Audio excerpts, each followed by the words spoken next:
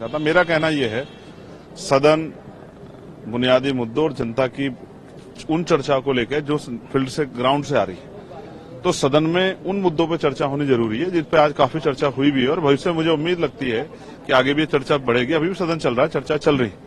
तो कई चीजें ऐसी हैं जो रोजगार से जुड़ी हुई है, जो डेवलपमेंट से जुड़ी हुई हैं, जो महिलाओं के सशक्तिकरण और उनके जो है सुरक्षा से जुड़ी हुई हैं, या फिर जो है जिस तरह से 70 साल बाद भी आजादी की और बहुत सब कुछ जो बदलाव नहीं है, उन सबसे जुड़ी चीजों पर चर्चाएं हो रही है और ये एक अच्छा है। हम भी कल अपनी बात रखेंगे, अपने क्षेत्रों की बात रखेंगे। तो आज मुझे धर्म का बहुत सारा ज्ञान सदन से मिला। बेसिकली हम जो पॉलिटिक्स करते हैं वो मुद्दों आधारित पॉलिटिक्स है, उसमें हम लोग धर्म को इन्वॉल्व नहीं करते, क्योंकि जैसे धर्म आएगा तो बुनियादी मुद्दों से दूरी हो जाएगी।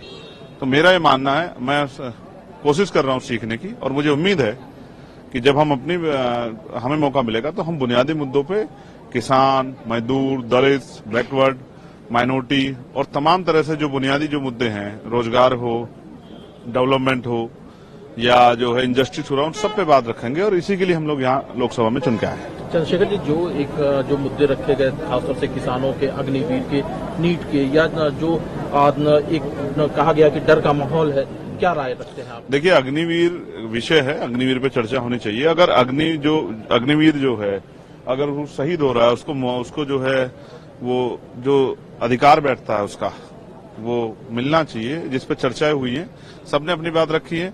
सबसे ज्यादा जरूरी मेरे लिए आज की पीड़ा नौजवान होने के नाते वो बेरोजगारी की है। और जब जिस तरह से निजीकरण हुआ है, मुझे लगता है सरकार डिपार्टमेंट तो है नहीं, प्राइवेट सेक्टर में जिस तरह क्रैश हुआ है एक लंबे समय से प्राइवेट सेक्टर, तो जो छोटी जॉब्स थी लगभग वो खत्म हो गई है।